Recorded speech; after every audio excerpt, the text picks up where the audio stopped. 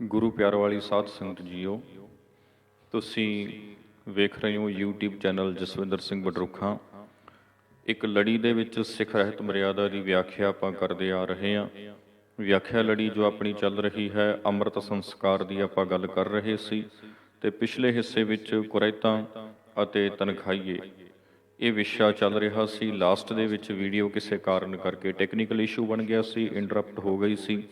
ਸੋ ਉਸੇ ਲੜੀ ਨੂੰ ਆਪਾਂ ਅੱਗੇ ਤੋਰਦੇ ਹਾਂ। ਮੈਂ ਜਸਵਿੰਦਰ ਸਿੰਘ, ਫਤਿਹ ਦੀ ਸਾਂਝ ਆਪਾਂ ਆਪਸ ਵਿੱਚ ਪਾਈਏ ਜੀ। ਵਾਹਿਗੁਰੂ ਜੀ ਕਾ ਖਾਲਸਾ, ਵਾਹਿਗੁਰੂ ਜੀ ਕੀ ਫਤਿਹ। ਸੋ ਚੱਲ ਰਹੀ ਵਿਆਖਿਆ ਆਪਣੀ ਤਨਖਾਹੀਆਂ ਦੀ ਸੀ। ਬਈ ਤਨਖਾਹੀਏ ਕੌਣ ਹੁੰਦੇ ਆ?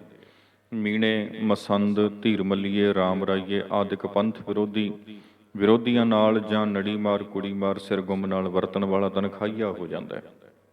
ਰਹਿਤ ਮਰਿਆਦਾ ਦੇ ਪੰਨਾ ਨੰਬਰ 31 ਉੱਪਰ ਇਹ ਗੱਲ ਲਿਖੀ ਹੋਈ ਹੈ ਵੀ ਜਿਹਨੇ ਮੀਣੇ, ਮਸੰਦ, ਧੀਰ ਮੱਲੀਏ, ਰਾਮ ਰਾਈਏ ਆਦਿਕ ਪੰਥ ਵਿਰੋਧੀਆਂ ਨਾਲ ਵਰਤਿਆ ਜਾਂ ਫਿਰ ਨੜੀ ਮਾਰ, ਕੁੜੀ ਮਾਰ, ਸਿਰ ਗੁੰਮ ਨਾਲ ਵਰਤਣ ਵਾਲਾ ਤਨਖਾਹੀਆ ਹੋ ਜਾਂਦਾ ਹੈ।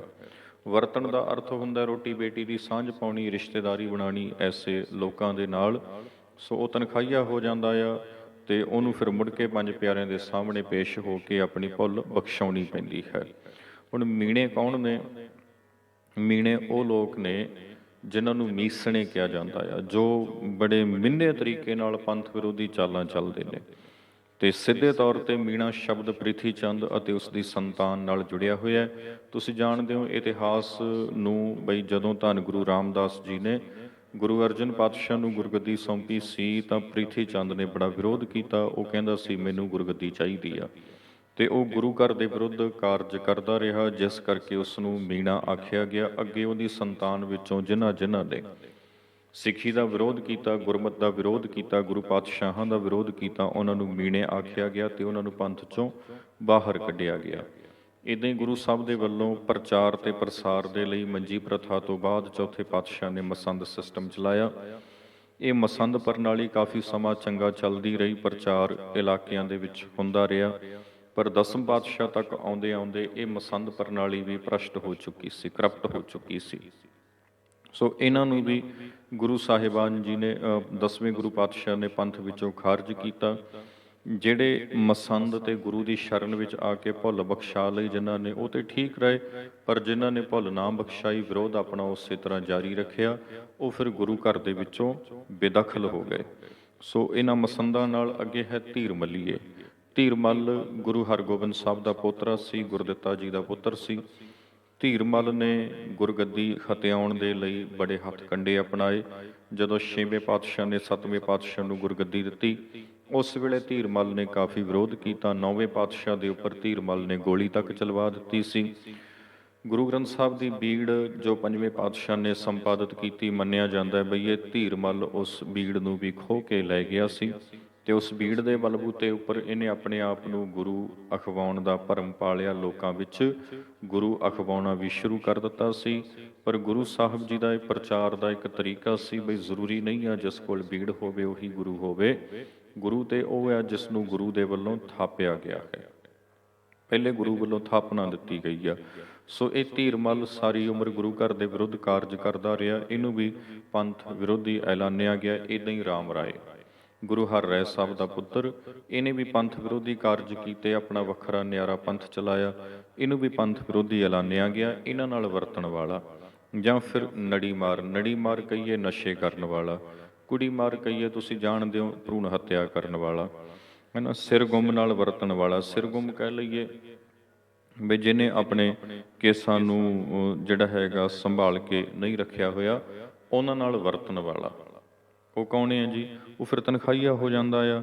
ਤਾਂ ਦੱਸਦੇ ਹਨ ਵੀ ਵਰਤਣ ਵਾਲਾ ਤਨਖਾਹੀਆ ਹੋ ਜਾਂਦਾ ਆ ਤਾਂ ਫਿਰ ਉਸ ਨੂੰ ਜੇ ਮੰਨ ਲਓ ਵੀ ਇੱਦਾਂ ਹੋ ਵੀ ਜਾਂਦਾ ਤਾਂ ਪੰਥ ਦੇ ਸਾਹਮਣੇ ਪੇਸ਼ ਹੋ ਕੇ ਆਪਣੀ ਸਮੱਸਿਆ ਪੰਥ ਸਾਹਮਣੇ ਰੱਖਣੀ ਪੈਣੀ ਆ ਬਈ ਆਹ ਮੇਰੀ ਸਮੱਸਿਆ ਜੀ ਤੇ ਇਹਦਾ ਹੱਲ ਮੈਨੂੰ ਦਿਓ।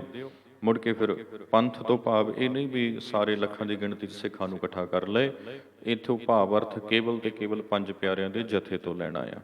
ਤੇ ਫਿਰ ਉਹ ਪੰਜ ਸਿੰਘ ਜਿਹੜੇ ਹਨ ਉਹ ਰਲ ਮਿਲ ਕੇ ਜੋ ਵੀ ਸੋਲੂਸ਼ਨ ਦੇਣ ਤਾਂ ਉਹਦੇ ਮੁਤਾਬਕ ਚੱਲਿਆ ਜਾਵੇ ਅੱਗੇ। ਨੰਬਰ 2 ਪੁਆਇੰਟ ਹੈਗਾ ਬੇਅਮਰਤੀਏ ਜਾਂ ਪਤਿਤ ਦਾ ਜੂਠਾ ਖਾਣ ਵਾਲਾ। ਨੰਬਰ 3 ਹੈਗਾ ਦਾੜਾ ਰੰਗਣ ਵਾਲਾ। ਦਾੜਾ ਹੋਣਾ ਕੇਸ ਹੈਗੇ ਆ ਕਈ ਭਾਈ ਇਹਨਾਂ ਨੂੰ ਰੰਗਣ ਬੈਠ ਜਾਂਦੇ ਆ ਵੀ ਜਦੋਂ ਕਾਲਿਆਂ ਤੋਂ ਚਿੱਟੇ ਹੋਣ ਲੱਗ ਪਏ ਤਾਂ ਇਹਨਾਂ ਨੂੰ ਰੰਗਣਾ ਸ਼ੁਰੂ ਕਰ ਦਿੱਤਾ ਜਾਏ। ਗੁਰੂ ਸਾਹਿਬ ਆਖਦੇ ਨੇ ਬਈ ਕੁਦਰਤ ਜਿਹੜੀ ਅਸਿਰਜੀ ਹੋਈ ਹੈ ਕਰਤੇ ਦੀ, ਇਸ ਕੁਦਰਤ ਦੇ ਵਿੱਚ ਅਸੀਂ ਇਨਸਾਨ ਜਿਹੜੇ ਹਾਂ, ਸਾਡੇ ਸਰੀਰ ਦੀਆਂ 3 ਅਵਸਥਾਵਾਂ ਨੇ, ਬਾਲ, ਜਵਾਨੀ ਔਰ ਬਿਰਧ ਫੁਨ, 3 ਅਵਸਥਾ ਜਾਣ। ਇਹ ਤਿੰਨੋਂ ਹੀ ਅਵਸਥਾਵਾਂ ਸਾਡੇ ਸਰੀਰ ਤੇ ਆਉਂਦੀਆਂ ਨੇ ਤੇ ਉਮਰ ਦੇ ਲਿਹਾਜ਼ ਨਾਲ ਕੇਸਾਂ ਦਾ ਰੰਗ ਵੀ ਭਵਰ ਗਏ ਬੱਗ ਬੈਠੇ ਆਏ। ਇਹਨਾਂ ਨੇ ਸਫੈਦ ਹੋ ਜਾਣਾ ਆ ਤੇ ਜਦੋਂ ਸਫੈਦ ਹੋਣਗੇ ਤਾਂ ਇਹਨਾਂ ਨੂੰ ਮੁੜ ਤੋਂ ਕਾਲੇ ਕਰਕੇ ਆਪਣੇ ਆਪ ਨੂੰ ਜਵਾਨ ਦਿਖਾਉਣ ਦੀ ਲਾਲਸਾ ਆਪਣੇ ਅੰਦਰ ਨਾ ਪਾਲੀਏ। ਹਾਂ, ਅਸੀਂ ਕਾਰਜ ਉਹ ਕਰੀਏ ਜਿਹਦੀ ਬਾਬਤ ਗੁਰੂ ਸਾਹਿਬ ਨੇ ਲਿਖਿਆ ਨਾ, ਗੁਰਮੁਖ ਬੁੱਢੇ ਕਦੇ ਨਹੀਂ। ਜਿੱਦਾਂ ਹੁਣ ਉਮਰ ਵਿੱਚ ਤੇ ਧੰਨ ਗੁਰੂ ਅਮਰਦਾਸ ਜੀ ਮਹਾਰਾਜ ਬੜੇ ਬਜ਼ੁਰਗ ਨੇ, ਪਰ ਜਿਸ ਤਰੀਕੇ ਨਾਲ ਉਹ ਕਾਰਜ ਕਰਦੇ ਨੇ, ਜਿਸ ਤਰੀਕੇ ਨਾਲ ਕਾਰਜ ਕਰਦੇ ਆ, ਉੱਥੋਂ ਲੱਗਦਾ ਹੈ ਵੀ ਬਜ਼ੁਰਗੀ ਤੇ ਹਾਲੇ ਇਹਨਾਂ ਦੇ ਨੇੜੇ ਤੇੜੇ ਵੀ ਨਹੀਂ, ਤੇ ਜਵਾਨਾਂ ਵਾਂਗੂ ਧਰਮ ਦਾ ਪ੍ਰਚਾਰ ਕਰ ਰਹੇ ਨੇ, ਵਿਚਰ ਰਹੇ ਨੇ, ਸੇਵਾ 'ਚ ਲੱਗੇ ਹੋਏ ਨੇ, ਸਮਾਜ ਸੁਧਾਰ ਦੇ ਕਾਰਜਾਂ ਵਿੱਚ ਲੱਗੇ ਹੋਏ ਨੇ। ਇਸ ਲਈ ਸਾਡੇ ਕਾਰਜਾਂ ਤੋਂ ਪਤਾ ਚੱਲਣਾ ਆ ਬਈ ਅਸੀਂ ਕਿਵੇਂ ਦੇ ਆ। ਕੇਵਲ ਦਾੜੇ ਰੰਗ ਕੇ, ਕੇਸਾਂ ਨੂੰ ਰੰਗ ਚਾੜ ਕੇ ਅਸੀਂ ਜਵਾਨ ਨਹੀਂ ਹੋ ਜਾਣਾ। ਉੱਦਾਂ ਭਾਵੇਂ ਗੋਡੇ ਗਿੱਟੇ ਖੜ ਚੁੱਕੇ ਹੁਣ, ਪਰ ਕਈ ਲੋਕੀ ਵਾਲ ਨਹੀਂ ਰੰਗਣੋਂ ਹਟਦੇ ਹੁੰਦੇ। ਇਸ ਲਈ ਭਾਈ ਇਹ ਥੋੜ੍ਹਾ ਤੁਸੀਂ ਜਿਹੜਾ ਹੈਗਾ ਧਿਆਨ ਰੱਖਣਾ ਆ ਬਈ ਅਸੀਂ ਬਨੌਟੀ ਸਿੱਖ ਨਹੀਂ ਬਣਨਾ, ਅਸੀਂ ਆਰਟੀਫਿਸ਼ੀਅਲ ਇਨਸਾਨ ਨਹੀਂ ਬਣਨਾ। ਅਸੀਂ ਕੁਦਰਤ ਨੇ ਜਿਵੇਂ ਦੇ ਸਾਨੂੰ ਬਣਾ ਦਿੱਤਾ ਅਸੀਂ ਉਵੇਂ ਦੇ ਰਹਿਣਾ ਆ। ਅਗਲੀ ਗੱਲ ਹੈਗੀ ਆ, ਪੁੱਤਰ ਜਾਂ ਧੀ ਦਾ ਸਾਕ ਮੁੱਲ ਲੈ ਕੇ ਜਾਂ ਦੇ ਕੇ ਕਰਨ ਵਾਲਾ। ਲੜਕੀ ਜਾਂ ਲੜਕੇ ਨੂੰ ਵੇਚਣਾ, ਪੈਸੇ ਪਾਉਣੇ, ਬਈ ਇੰਨਾ ਜਿਹੜਾ ਹੈਗਾ ਆ ਮੇਰਾ ਬੱਚਾ ਉਹ ਕਮਾਉਂਦਾ ਆ, ਐਡੀ ਉਹਦੀ ਪ੍ਰੋਪਰਟੀ ਆ ਤੇ ਉਹਦੇ ਨਾਲ ਰਿਸ਼ਤਾ ਜੇ ਤੁਸੀਂ ਆਪਣੀ ਬੱਚੀ ਦਾ ਕਰਨਾ ਤੇ ਅਸੀਂ ਇੰਨੇ ਪੈਸੇ ਲੈਣੇ ਆ। ਫਲਾਣੀ ਜੌਬ ਕਰਦਾ ਆ, ਹੈ ਨਾ, ਵੀ ਇੰਨੇ ਪੈਸੇ ਲੈਣੇ ਆ, ਜਾਂ ਆਹ ਗੱਡੀ ਲੈਣੀ, ਜਾਂ ਬਾਈਕ ਲੈਣਾ ਆ। ਜਾਂ ਫਿਰ ਕੋਈ ਆਖੇ ਵੀ ਕੁੜੀ ਨੂੰ ਮੈਂ ਲੜਕੀ ਨੂੰ ਵਿਆਹ ਕੇ ਧੀ ਨੂੰ ਵਿਦੇਸ਼ ਤੋਰਿਆ ਆ, ਜੇ ਤੁਸੀਂ ਉਹਦੇ ਨਾਲ ਸਾਕ ਕਰਨਾ ਤੇ ਇੰਨੇ ਪੈਸੇ ਲੈਣੇ ਆ। ਇਹ ਜਿਹੜਾ ਮੁੱਲ ਵੱਟਣਾ ਆ, ਮੁੱਲ ਵੱਟਣਾ ਸਰੀਰ ਦਾ, ਇਹ ਵਾਜਬ ਨਹੀਂ ਆ, ਬਿਲਕੁਲ ਵੀ ਵਾਜਬ ਨਹੀਂ ਆ। ਇਨਸਾਨਾਂ ਦੀ ਵਿਕਰੀ ਆ ਜਿਹੜੀ, ਵੈਸੇ ਹੀ ਇਹ ਸਮਾਜਿਕ ਜੁਰਮ ਆ ਬਹੁਤ ਵੱਡਾ। ਵੇਚਣਾ ਕਿਸੇ ਨੂੰ ਇਹ ਬੜਾ ਵੱਡਾ ਸਮਾਜਿਕ ਜੁਰਮ ਹੈ। ਸੋ ਸਿੱਖ ਨੇ ਇਹ ਸਮਾਜਿਕ ਅਪਰਾਧ ਨਹੀਂ ਕਰਨਾ। ਗੁਰੂ ਸਾਹਿਬ ਦੇ ਵੱਲੋਂ ਸਿੱਖ ਨੂੰ ਹਦਾਇਤ ਕੀਤੀ ਗਈ ਆ ਬਈ ਉਸ ਨੇ ਆਪਣੇ ਬੱਚਾ ਬੱਚੀ ਦਾ ਜਦੋਂ ਵਿਆਹ ਕਰਨਾ ਆ ਤਾਂ ਮੁੱਲ ਲੈ ਦੇ ਕੇ ਨਹੀਂ ਕਰਨਾ। ਹਾਂ, ਇੱਛਾ ਸ਼ਕਤੀ ਦੇ ਅਨੁਸਾਰ ਦੋਵੇਂ ਪਰਿਵਾਰਾਂ ਵੱਲੋਂ ਰਲ ਮਿਲ ਕੇ ਜੋ ਵੀ ਕੀਤਾ ਜਾਂਦਾ ਸੋ ਕਾਫੀ ਹੈ। ਨੰਬਰ 5 ਹੈਗਾ ਜੀ, ਕੋਈ ਨਸ਼ਾ, ਭੰਗ, ਅਫੀਮ, ਸ਼ਰਾਬ, ਪੋਸਤ, ਕੋਕੀਨ ਆਦਿ ਵਰਤਣ ਵਾਲਾ ਵੀ ਤਨਖਾਹੀਆ ਹੈ। ਜਿਹਨੇ ਕੋਈ ਵੀ ਨਸ਼ਾ ਵਰਤਿਆ ਹੈ, ਭੰਗ ਆ, ਅਫੀਮ ਆ, ਸ਼ਰਾਬ ਆ, ਪੋਸਤ ਆ, ਕੋਕੀਨ ਆ। ਹੁਣ ਕਈ ਤੇ ਸ਼ਰਾਬ ਨੂੰ ਵੀ ਸ਼ਾਹੀ ਡਰਿੰਕ ਕਹਿੰਦੇ ਆ ਨਾ, ਤੇ ਫਿਰ ਉਹ ਪੀਂਦੇ ਆ। ਕਈ ਆਖਦੇ ਆ ਜੀ ਫਲਾਣਾ ਸ਼ਰਾਬੀ, ਫਲਾਣਾ ਸ਼ਰਾਬੀ। ਉਹਨਾਂ ਨੂੰ ਇੱਕ ਤੇ ਦਿਸ ਜਾਂਦਾ, ਬਾਕੀ ਨਹੀਂ ਦਿਸਦੇ ਹਨ। ਭਾਈ ਸ਼ਰਾਬ ਵੀ ਨਸ਼ਾ ਆ ਤੇ ਇਹ ਪੀਣ ਵਾਲਾ ਤਨਖਾਹੀਆ ਆ। ਤੇ ਤਨਖਾਹੀਆ ਬੰਦਾ ਜੋ ਸ਼ਰਾਬ ਪੀਂਦਾ, ਸ਼ਰਾਬ ਦਾ ਬਿਜ਼ਨਸ ਕਰਦਾ, ਵਪਾਰ ਕਰਦਾ, ਉਹਦੀ ਅਰਦਾਸ, ਉਹਦੇ ਅਖੰਡ ਪਾਠ ਕਰਨੇ, ਉਹਦੀ ਚੜ੍ਹਦੀ ਕਲਾ ਦੀਆਂ ਗੱਲਾਂ ਕਰਨੀਆਂ, ਇਹ ਸਾਡੇ ਪੰਥ ਦੇ ਲੋਕਾਂ ਦੇ ਪਤਾ ਨਹੀਂ ਕਦੋਂ ਤੋਂ ਹਿੱਸੇ ਆ ਗਿਆ। ਇਹ ਪਰੰਪਰਾ ਇਹ ਹੋਣੀ ਨਹੀਂ ਚਾਹੀਦੀ ਸਾਡੇ ਪੰਥ ਦੇ ਹਿੱਸੇ 'ਚ। ਇਹ ਪਰੰਪਰਾ ਜਿਹੜੇ ਬੜੇ ਵੱਡੇ ਬਿਜ਼ਨਸ ਕਰਦੇ ਆ, ਗੁਰੂ ਸਾਹਿਬ ਤੇ ਕਹਿੰਦੇ ਪੀਣਾ ਹੀ ਗਲਤ ਆ, ਨਸ਼ਾ ਹੈ ਨਾ, ਸ਼ਰਾਬ ਪੀਣੀ ਗਲਤ ਆ। ਗੁਰਬਾਣੀ ਨੇ ਸਪਸ਼ਟ ਹਦਾਇਤ ਕੀਤੀ। ਆਪਾਂ ਪਹਿਲਾਂ ਵੀ ਗੱਲ ਸਾਂਝੀ ਕਰਕੇ ਆਏ, ਤਮਦ ਪੀਤੇ ਨਾਨਕਾ ਬਹੁਤੇ ਖੱਟੀਆਂ ਬੇਕਾਰ। ਨਸ਼ਾ ਕਰਨਾ ਗਲਤ ਆ, ਪਰ ਨਸ਼ਾ ਬਣਾ ਕੇ ਵਪਾਰ ਕਰਕੇ ਲੋਕਾਂ ਦੇ ਧੀ ਪੁੱਤ ਨਸ਼ੇ ਤੇ ਲਾਉਣੇ, ਇਹ ਤੇ ਗੱਲ ਹੀ ਬਹੁਤ ਵੱਡੀ ਆ, ਇਹ ਤੇ ਅਪਰਾਧ ਹੀ ਬਹੁਤ ਵੱਡਾ, ਇਹ ਤੇ ਨਾ ਬਖਸ਼ਣਯੋਗ ਆ। ਸੋ ਇਹੋ ਜਿਹੇ ਲੋਕ ਜਿਹੜੇ ਕਾਰਜ ਕਰਦੇ ਨੇ, ਜਿਹੜੇ ਬਿਜ਼ਨਸਾਂ ਨੂੰ ਚਲਾਉਂਦੇ ਆ, ਜੇਕਰ ਉਹਨਾਂ ਦੇ ਪਾਠ, ਉਹਨਾਂ ਦੀਆਂ ਅਰਦਾਸਾਂ, ਉਹਨਾਂ ਦੀ ਚੜ੍ਹਦੀ ਕਲਾ, ਉਹਨਾਂ ਦੇ ਜੈਕਾਰੇ, ਉਹਨਾਂ ਦੀਆਂ ਬੁਲੰਦੀਆਂ ਦੀਆਂ ਗੱਲਾਂ ਹੋਣੀਆਂ ਨੇ, ਸਮਝਦੇ ਹੋ ਤੁਸੀਂ, ਹੈ ਨਾ, ਫਿਰ ਉਹ ਮਤਲਬ ਸਾਡਾ ਪੰਥ ਤੇ ਸਾਡੇ ਪੰਥ ਦੇ ਜਿਹੜੇ ਲੋਕ ਨੇ, ਜਿਹੜੇ ਕਹਿੰਦੇ ਆ ਵੀ ਹਾਂ ਅਸੀਂ ਆਗੂ ਆ, ਫਿਰ ਉਹ ਸਾਰੇ ਦਾ ਸਾਰਾ ਦਰਮਦਾਰ ਕਿਸ ਪਾਸੇ ਨੂੰ ਜਾ ਰਿਹਾ ਵਾ। ਫਿਰ ਸਾਨੂੰ ਇਹ ਸੋਚਣਾ ਪੈਣਾ, ਕਿਉਂਕਿ ਰਹਿਤ ਮਰਿਆਦਾ ਕਹਿੰਦੀ, ਇਹ ਮੇਰੀ ਗੱਲ ਨਹੀਂ ਲਿਖੀ ਹੋਈ, ਇਹ ਸਿੱਖ ਰਹਿਤ ਮਰਿਆਦਾ ਹੈਗੀ ਆ। ਮੈਂ ਤੁਹਾਨੂੰ ਦਿਖਾ ਰਿਹਾ, ਸਿੱਖ ਰਹਿਤ ਮਰਿਆਦਾ ਦਾ ਪੰਨਾ ਨੰਬਰ 31 ਆ। 31 ਨੰਬਰ ਪੰਨੇ ਦੇ ਉੱਪਰ 5 ਨੰਬਰ ਪੁਆਇੰਟ ਹੈ, ਠੱਠਾ ਪੁਆਇੰਟ ਦੇ ਅਧੀਨ ਵੀ ਕੋਈ ਵੀ ਨਸ਼ਾ ਵਰਤਣ ਵਾਲਾ ਤਨਖਾਹੀਆ ਆ। ਤੇ ਤਨਖਾਹੀਆਂ ਦੀ ਤੇ ਫਿਰ ਜਿਹੜਾ ਹੈਗਾ ਤਖਤ ਉੱਪਰ ਉਹਨਾਂ ਨੂੰ ਪੇਸ਼ ਹੀ ਨਹੀਂ ਹੋਣ ਦਿੱਤਾ ਜਾਣਾ ਚਾਹੀਦਾ। ਸੋ ਇਹ ਭਾਈ ਸਮਝਣਾ ਪੈਣਾ ਸਾਰਿਆਂ ਨੂੰ। ਅੱਗੇ 6 ਨੰਬਰ ਪੁਆਇੰਟ, ਗੁਰਮਤ ਤੋਂ ਵਿਰੁੱਧ ਕੋਈ ਸੰਸਕਾਰ ਕਰਨ ਕਰਵਾਉਣ ਵਾਲਾ। ਗੁਰਮਤ ਤੋਂ ਵਿਰੁੱਧ ਜਾ ਕੇ, ਗੁਰਮਤ ਕੀ ਹੈ ਆਪਾਂ ਪਹਿਲਾਂ ਸਮਝ ਕੇ ਆਏ ਹਾਂ, ਉਸ ਤੋਂ ਵਿਰੁੱਧ ਕੋਈ ਕਾਰਜ ਕੋਈ ਸੰਸਕਾਰ ਕਰਨ ਜਾਂ ਕਰਵਾਉਣ ਵਾਲਾ ਉਹ ਵੀ ਤਨਖਾਹੀਆ ਹੈ। ਮਾਨੋ ਕੋਈ ਆਖੇ ਬਈ ਅੱਜ ਫਲਾਣਾ ਸਾਡੇ ਘਰ 'ਚ ਕਾਰਜ ਹੈ ਤੇ ਅਸੀਂ ਅਨਮਤ ਦਾ ਕਰਮ ਕਰਾ ਲਈਏ, ਧਾਗਾ ਬੰਨ੍ਹ ਲਈਏ, ਪੱਤਰੀ ਵਾਚ ਲਈਏ, ਜਾਂ ਫਲਾਣੀ ਪੂਜਾ ਕਰਾ ਲਈਏ, ਜਾਂ ਇਹ ਕਰਾ ਲਈਏ, ਸ਼ੁੱਧੀਕਰਨ ਕਰਾ ਲਈਏ, ਫਲਾਣਾ ਟਮਕਾਣ, ਇੱਦਾਂ ਦੇ ਕਾਰਜ ਕਰਨ ਕਰਾਉਣ ਵਾਲੇ ਉਹ ਵੀ ਤਨਖਾਹੀਏ ਹਨ। ਇਹ ਚੇਤਾ ਰੱਖਣਾ। ਬਹੁਤੇ ਆਪਣੇ ਆਪ ਨੂੰ ਸਿੱਖ ਅਖਵਾਉਣ ਵਾਲੇ, ਸਮਝਣ ਵਾਲੇ ਇੱਦਾਂ ਦੇ ਭਰਮ ਕਰਮਾਂ 'ਚ ਫਸੇ ਹੋਏ ਹਨ। ਨੰਬਰ 7 ਪੁਆਇੰਟ ਹੈਗਾ ਰਹਿਤ ਵਿੱਚ ਕੋਈ ਭੁੱਲ ਕਰਨ ਵਾਲਾ। ਇਹ ਜਿਹੜੀ ਸਮੁੱਚੀ ਰਹਿਤ ਆ, ਇਸ ਰਹਿਤ ਵਿੱਚ ਭੁੱਲ ਕਰਨ ਵਾਲਾ ਉਹ ਵੀ ਤਨਖਾਹੀਆ ਹੈ।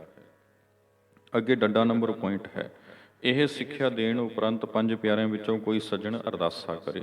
ਜਦੋਂ ਹੁਣ ਸਾਰੀ ਸੰਗਤ ਅੰਮ੍ਰਿਤ ਛਕ ਰਹੀ ਹੈ ਨਾ, ਅੰਮ੍ਰਿਤ ਛਕਾਉਣ ਤੋਂ ਬਾਅਦ 'ਚ ਆ ਸਾਰੀ ਮਰਿਆਦਾ ਦੱਸੀ, ਸਮਝਾਈ ਚੰਗੀ ਤਰ੍ਹਾਂ।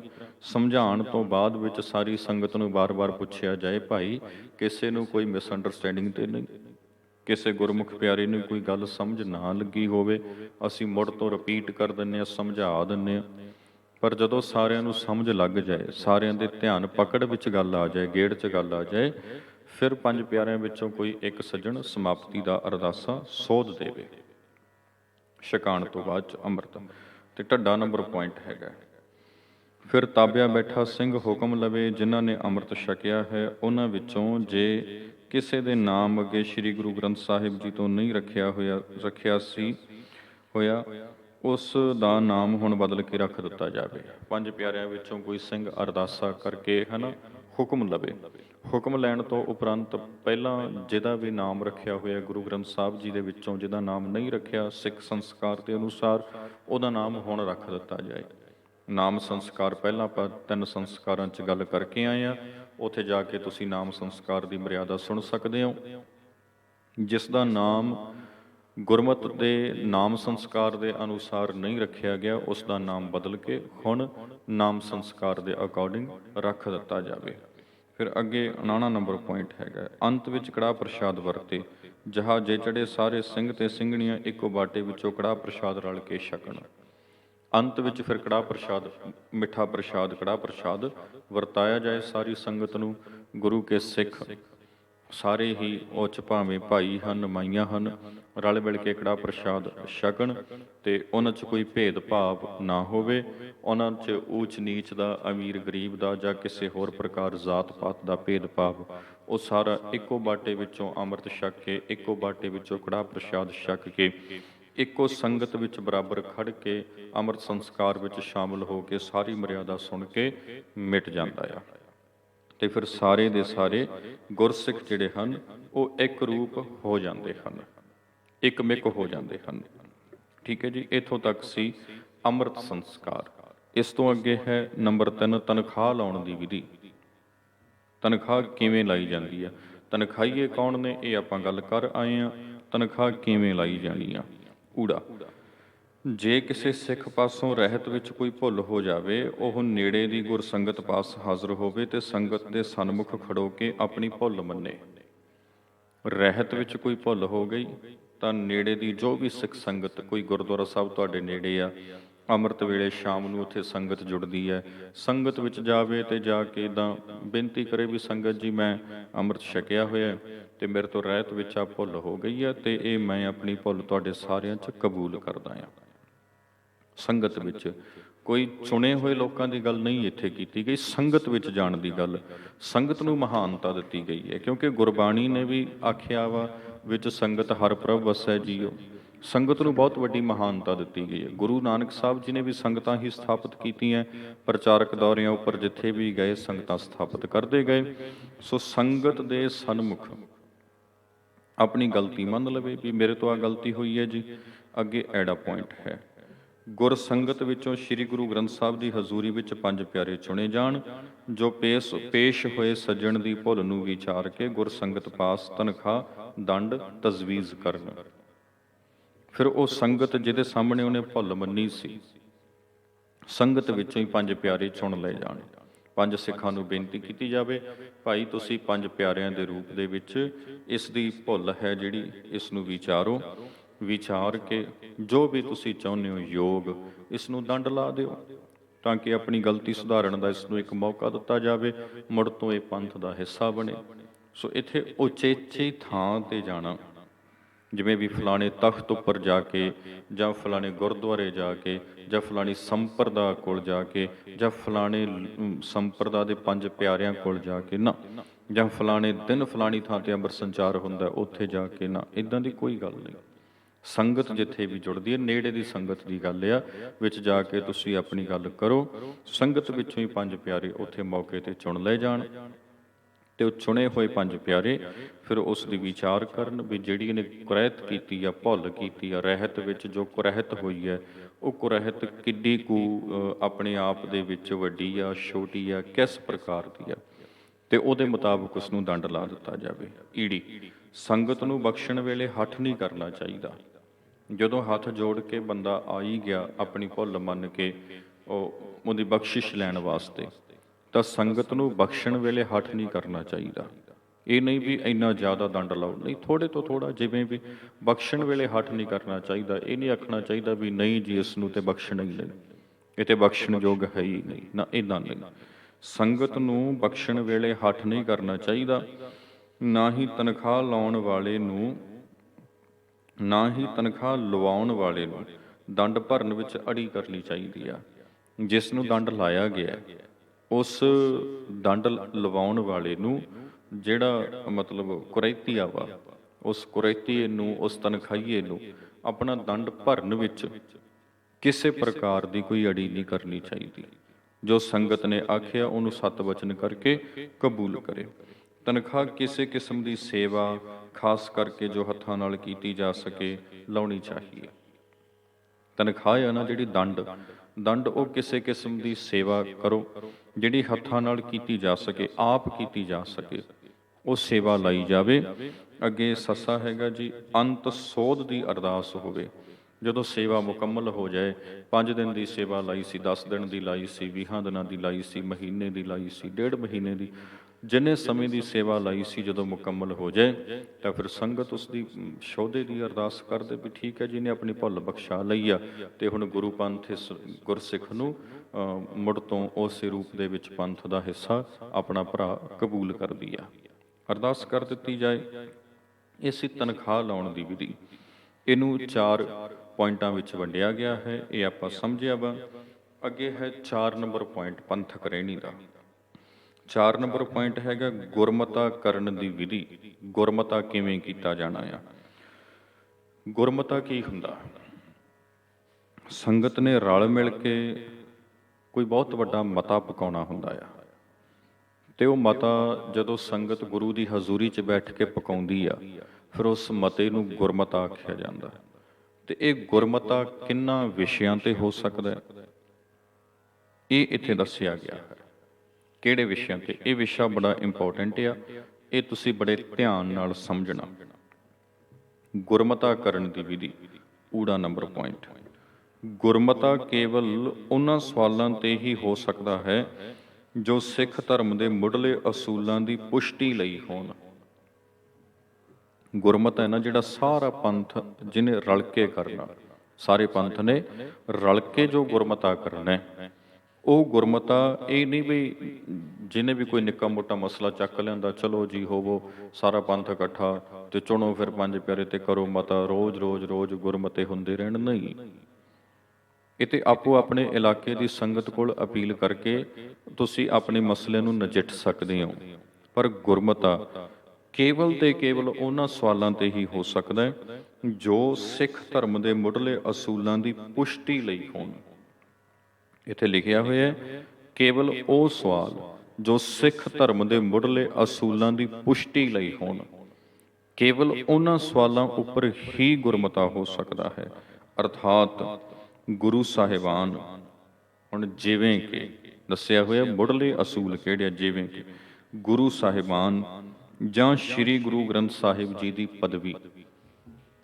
ਗੁਰੂ ਗ੍ਰੰਥ ਸਾਹਿਬ ਜੀ ਦੀ ਪਦਵੀ ਨੂੰ ਲੈ ਕੇ ਵੀ ਅੱਜ ਦੇ ਸਮੇਂ ਕਾਫੀ ਜਿਹੜਾ ਹੈਗਾ ਉਹ ਸਥਿਤੀ ਇੱਦਾਂ ਦੀ ਬਣੀ ਹੋਈ ਹੈ ਨਾ, ਕਿਉਂਕਿ ਸਮੁੱਚਾ ਪੰਥ ਧੰਨ ਗੁਰੂ ਗ੍ਰੰਥ ਸਾਹਿਬ ਜੀ ਨੂੰ ਗੁਰੂ ਮੰਨਦਾ ਆ, ਪਰ ਇਹਦੇ 1-2 ਨਿੱਕੇ ਮੋਟੇ ਐਸੇ ਹਿੱਸੇ ਵੀ ਹਨ ਜੋ ਗੁਰੂ ਗ੍ਰੰਥ ਸਾਹਿਬ ਦੇ ਬਰਾਬਰ ਹੋਰਨਾਂ ਗ੍ਰੰਥਾਂ ਨੂੰ ਵੀ ਗੁਰੂ ਦਾ ਦਰਜਾ ਦਿੰਦੇ ਆ।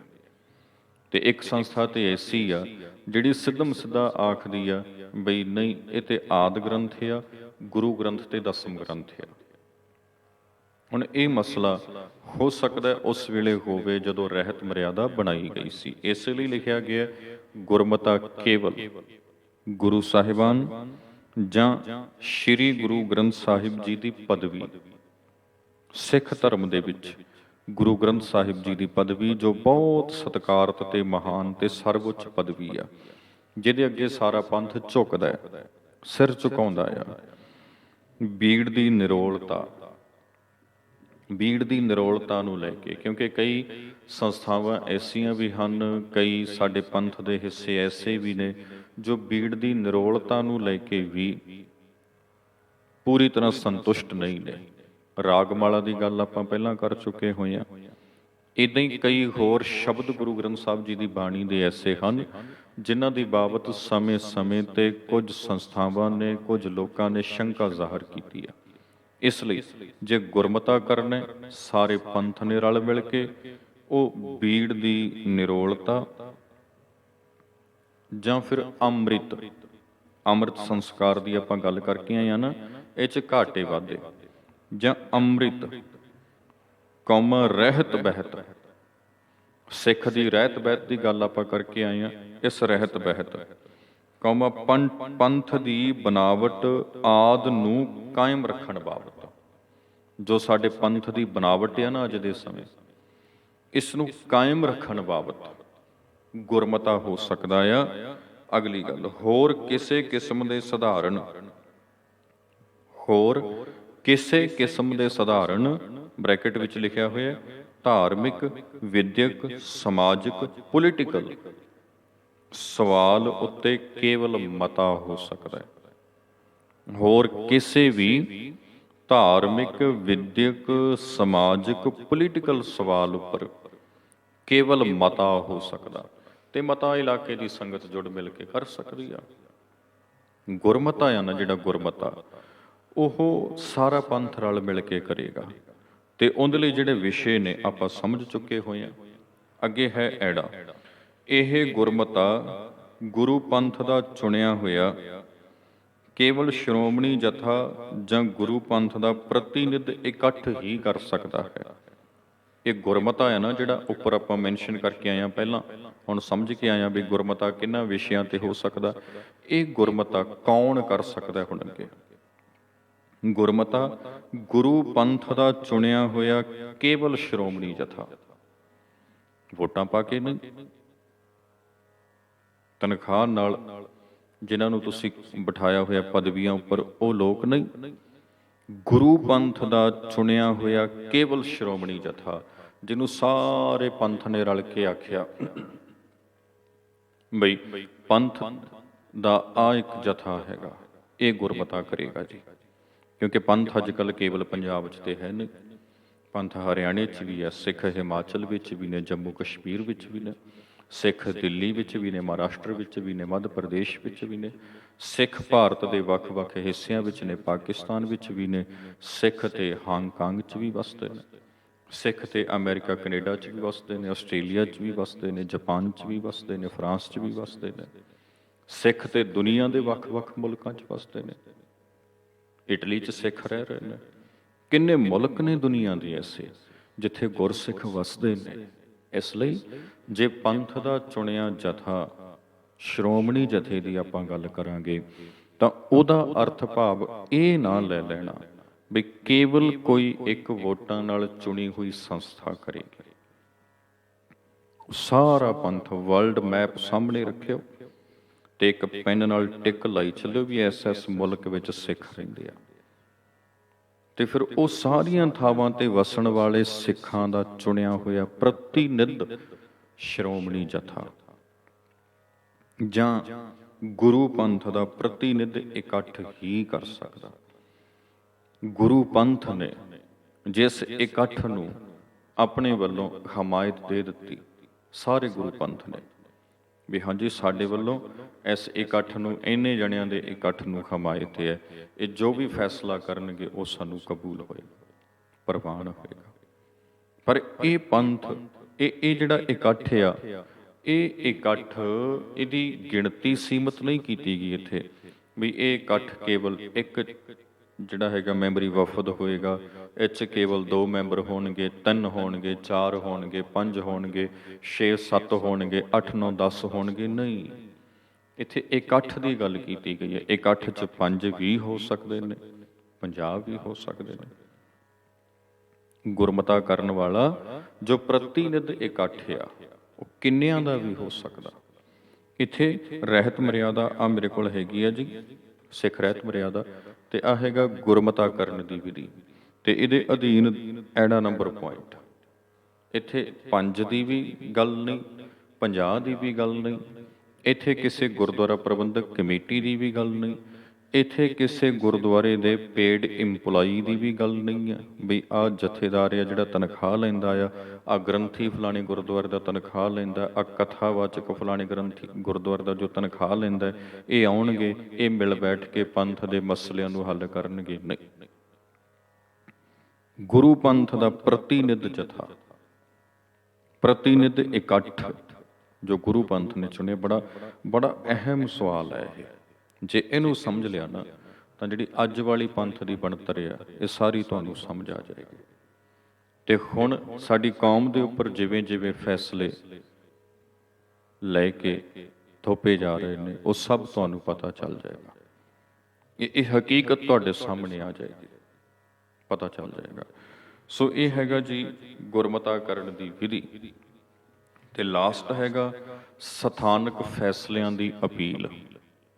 ਲਾਸਟ ਪੁਆਇੰਟ ਹੈਗਾ ਸਥਾਨਕ ਫੈਸਲਿਆਂ ਦੀ ਅਪੀਲ। ਸਥਾਨਕ ਗੁਰਸੰਗਤਾਂ ਦੇ ਫੈਸਲਿਆਂ ਦੀ ਅਪੀਲ ਸ਼੍ਰੀ ਅਕਾਲ ਤਖਤ ਸਾਹਿਬ ਪਾਸ ਹੋ ਸਕਦੀ ਹੈ। ਜੋ ਸਥਾਨਕ ਗੁਰਸੰਗਤਾਂ ਦੇ ਫੈਸਲੇ ਨੇ, ਸਥਾਨਕ ਗੁਰਸੰਗਤਾਂ ਦੇ, ਇਹ ਸਮਝ ਲੈਣਾ, ਸਥਾਨਕ ਗੁਰਸੰਗਤਾਂ ਦੇ ਫੈਸਲੇ ਨੇ, ਜਿਹੜੇ ਫੈਸਲੇ ਜਿਹੜੇ ਪਹਿਲਾਂ ਹੋ ਚੁੱਕੇ ਨੇ, ਉਹਨਾਂ ਦੀ ਅਪੀਲ ਸ਼੍ਰੀ ਅਕਾਲ ਤਖਤ ਸਾਹਿਬ ਪਾਸ ਹੋ ਸਕਦੀ ਹੈ। ਅਕਾਲ ਤਖਤ ਸਾਹਿਬ ਤੋਂ ਭਾਵ ਕੀ ਹੈ? ਗੁਰੂ ਪੰਥ। ਗੁਰੂ ਪੰਥ ਦੇ ਕੋਲ ਸਥਾਨਕ ਸੰਗਤ ਦੇ ਫੈਸਲਿਆਂ ਦੀ ਅਪੀਲ, ਮੰਨ ਲਓ ਵੀ ਫੈਸਲਾ ਕਰ ਲਿਆ ਹੈ ਨਾ ਇੱਕ ਥਾਂ ਤੇ, ਕੋਈ ਵੀ ਮਸਲਾ ਸੀ, ਮਸਲੇ ਨੂੰ ਲੈ ਕੇ ਸੰਗਤ ਵਿੱਚ ਮਸਲਾ ਵਿਚਾਰਿਆ ਗਿਆ, ਤੇ ਉਹ ਮਸਲਾ ਜਿਹੜਾ ਵਿਚਾਰਿਆ ਗਿਆ ਉਹਦੇ ਉੱਪਰ ਇੱਕ ਫੈਸਲਾ ਹੋ ਗਿਆ। ਹੁਣ ਉਹ ਫੈਸਲਾ, ਉਹਦੇ ਹੱਕ ਵਿੱਚ ਜਿਹੜੇ ਲੋਕ ਨੇ ਉਹ ਹੈਗੇ 80, ਤੇ ਜਿਹੜੇ ਵਿਰੋਧ ਵਿੱਚ ਨੇ ਉਹ ਹੈਗੇ 20। ਉਹ ਆਪਣਾ ਵਿਰੋਧ ਕਿੱਥੇ ਦਰਜ ਕਰਾਉਣ ਜਾ ਕੇ, ਅਪੀਲ ਕਿੱਥੇ ਕਰਨ ਜਾ ਕੇ? ਕਿਉਂਕਿ ਸਾਡੇ ਪੰਥ ਵਿੱਚ ਅੱਜ ਦੇ ਸਮੇਂ ਜੋ ਢਾਂਚਾ ਬਣਿਆ ਹੋਇਆ, ਇੱਥੇ ਅਪੀਲ ਵਾਲਾ ਤੇ ਕੋਈ ਸਿਸਟਮ ਹੀ ਨਹੀਂ ਬਣਿਆ ਹੋਇਆ। ਦੁਨਿਆਵੀ ਕੋਰਟ ਨੇ ਜਿਹੜੇ ਫੈਸਲੇ ਦਿੰਦੇ ਆ, ਸੈਸ਼ਨ ਕੋਰਟ ਨੇ ਫੈਸਲਾ ਦਿੱਤਾ ਹੈ ਨਾ, ਉਹਦੇ ਫੈਸਲੇ ਦੀ ਅਪੀਲ ਉੱਪਰਲੀ ਅਦਾਲਤ ਵਿੱਚ ਹੋ ਸਕਦੀ ਆ। ਉੱਪਰਲੀ ਅਦਾਲਤ ਨੇ ਫੈਸਲਾ ਦਿੱਤਾ, ਉਸ ਫੈਸਲੇ ਤੇ ਤੁਸੀਂ ਸੰਤੁਸ਼ਟ ਨਹੀਂ ਹੋਏ, ਹਾਈ ਕੋਰਟ ਪੁੱਜ ਜਾਓ, ਅਪੀਲ ਕਰ ਲਓ। ਹਾਈ ਕੋਰਟ ਨੇ ਫੈਸਲਾ ਦਿੱਤਾ, ਉਸ ਫੈਸਲੇ ਤੇ ਤੁਸੀਂ ਸੰਤੁਸ਼ਟ ਨਹੀਂ ਹੋਏ, ਸੁਪਰੀਮ ਕੋਰਟ ਚੱਲ ਜਾਓ, ਉੱਥੇ ਅਪੀਲ ਕਰ ਲਓ ਜਾ ਕੇ। ਉਹਨਾਂ ਨੇ ਰੋਕ ਲਾ ਦੇਣੀ ਆ, ਉਹਨਾਂ ਨੇ ਜੋ ਵੀ ਕਰਨਾ ਆ। ਇੱਕ ਸੁਪਰੀਮ ਪਾਵਰ ਤੇ ਹੋਣੀ ਚਾਹੀਦੀ ਆ ਨਾ। ਇਹ ਤੇ ਨਹੀਂ ਨਾ ਵੀ ਨਿੱਕਾ ਜਿਹਾ ਝਗੜਾ ਸੀ, ਲੈ ਕੇ ਕੇਸ ਸਿੱਧਾ ਹੀ ਸੁਪਰੀਮ ਕੋਰਟ ਚਲੇ ਗਏ। ਪਰ ਆਪਣੇ ਤੇ ਹੁਣ ਇੱਦਾਂ ਹੀ ਆ, ਝਗੜਾ ਵੱਡਾ ਹੋਵੇ ਛੋਟਾ ਹੋਵੇ, ਸਿੱਧਾ ਹੀ ਅਕਾਲ ਤਖਤ ਤੇ ਜਾਂਦਾ, ਸੰਗਤ ਵਿੱਚ ਤੇ ਵਿਚਾਰ ਹੀ ਨਹੀਂ ਜਾਂਦਾ। ਤੇ ਅਕਾਲ ਤਖਤ ਸਾਹਿਬ ਦੇ ਉੱਪਰ ਇਕੱਠ ਜਿਹੜਾ ਹੈਗਾ ਉਹ ਗੁਰੂ ਪੰਥ ਦਾ ਤੇ ਨਹੀਂ ਹੈਗਾ। ਸਮੁੱਚੀ ਸਿੱਖ ਸੰਗਤ ਜੋ ਦੇਸ਼ ਵਿਦੇਸ਼ ਵਿੱਚ ਵਸਦੀ ਪਈ ਹੈ, ਕਿ ਉਹਨਾਂ ਸਾਰਿਆਂ ਦੀ ਸਹਿਮਤੀ ਹੈਗੀ ਉਸ ਨਾਲ? ਇਹ ਤੁਸੀਂ ਆਪੋ ਆਪਣੇ ਮਨਾਂ 'ਚ ਝਾਤੀ ਮਾਰਨੀ ਹੈ। ਤਾਂ ਇਹ ਵੇਖਣਾ ਹੈ ਅਸੀਂ ਪੰਥ ਨੂੰ ਇਕਜੁੱਟ ਰੱਖਣ ਵਾਸਤੇ ਜਿਨ੍ਹਾਂ ਨੇ ਵੀ ਇਹ ਰਹਿਤ ਮਰਿਆਦਾ ਬਣਾਈ, ਉਹਨਾਂ ਨੇ ਬੜਾ ਵਧੀਆ ਕਾਰਜ ਕੀਤਾ ਵੀ ਗੁਰੂ ਪੰਥ ਦੇ ਕੋਲ ਤੁਸੀਂ ਸਥਾਨਕ ਫੈਸਲਿਆਂ ਦੀ ਅਪੀਲ ਕਰੋ। ਫੈਸਲੇ ਨਹੀਂ, ਫੈਸਲਿਆਂ ਦੀ ਅਪੀਲ। ਜੇ ਤੁਹਾਨੂੰ ਉਹ ਮਨਜ਼ੂਰ ਨਹੀਂ ਤਾਂ, ਜੇ ਮਨਜ਼ੂਰ ਨੇ ਤਾਂ ਗੱਲ ਮੁੱਕੀ, ਜੇ ਨਹੀਂ ਮਨਜ਼ੂਰ ਤਾਂ ਤੁਸੀਂ ਅਪੀਲ ਕਰ ਸਕਦੇ ਹੋ। ਸੋ ਇੱਥੇ ਆ ਕੇ ਸਾਧ ਸੰਗਤ, ਇਹ ਸਿੱਖ ਰਹਿਤ ਮਰਿਆਦਾ ਸਮਾਪਤ ਹੋ ਚੁੱਕੀ ਹੈ। ਇਸ ਤੋਂ ਅੱਗੇ ਇਸ ਰਹਿਤ ਮਰਿਆਦਾ ਦੇ ਵਿੱਚ ਜਿਹੜਾ ਹੈਗਾ ਉਹ ਕੁਝ ਵੀ ਨਹੀਂ ਦਰਜ ਕੀਤਾ ਹੋਇਆ। ਸਥਾਨਕ ਫੈਸਲਿਆਂ ਦੀ ਅਪੀਲ ਦੇ ਉੱਪਰ ਆ ਕੇ ਸਿੱਖ ਰਹਿਤ ਮਰਿਆਦਾ ਸਮਾਪਤ ਹੋ ਜਾਂਦੀ ਹੈ। ਪੰਨਾ ਨੰਬਰ 32 ਤੱਕ 32 ਪੰਨਿਆਂ ਦੀ ਇਹ ਰਹਿਤ ਮਰਿਆਦਾ ਹੈਗੀ ਆ। ਸੋ ਇਹ ਮਰਿਆਦਾ ਜੋ ਬਜ਼ੁਰਗਾਂ ਨੇ ਬਣਾਈ, ਇਹਦੀ ਆਪਾਂ ਗੱਲਬਾਤ ਰਲ ਕੇ ਤੁਹਾਡੇ ਸਾਰਿਆਂ ਨਾਲ ਸਾਂਝੀ ਕੀਤੀ। ਕਿਵੇਂ ਤੁਹਾਨੂੰ ਇਹ ਸਾਰਾ ਦਾ ਸਾਰਾ ਟੌਪਿਕ ਲੱਗਿਆ? ਲਗਭਗ 17 ਭਾਗਾਂ ਦੇ ਵਿੱਚ ਆਪਾਂ ਇਸ ਰਹਿਤ ਮਰਿਆਦਾ ਨੂੰ ਸਮਝਿਆ ਹੈ। ਤਾਂ ਜਿਵੇਂ ਵੀ ਤੁਹਾਨੂੰ ਲੱਗਿਆ ਤੁਸੀਂ ਸਾਨੂੰ ਕਮੈਂਟ ਦੀ ਰਾਹੀਂ ਜ਼ਰੂਰ ਦੱਸਿਓ, ਤਾਂ ਕਿ ਅਸੀਂ ਫਿਰ ਹੋਰ ਜਿਹੜੇ ਕਾਰਜ ਹਨ ਉਹ ਵੀ ਆਪ ਜੀ ਲਈ ਉਲੀਕ ਸਕੀਏ। ਇਸੇ ਤਰ੍ਹਾਂ ਸਾਡੇ ਨਾਲ ਸਾਡੇ YouTube ਚੈਨਲ ਜਸਵਿੰਦਰ ਸਿੰਘ ਬਟਰੁੱਖਾਂ ਦੇ ਉੱਪਰ ਜੁੜੇ ਰਹੋ।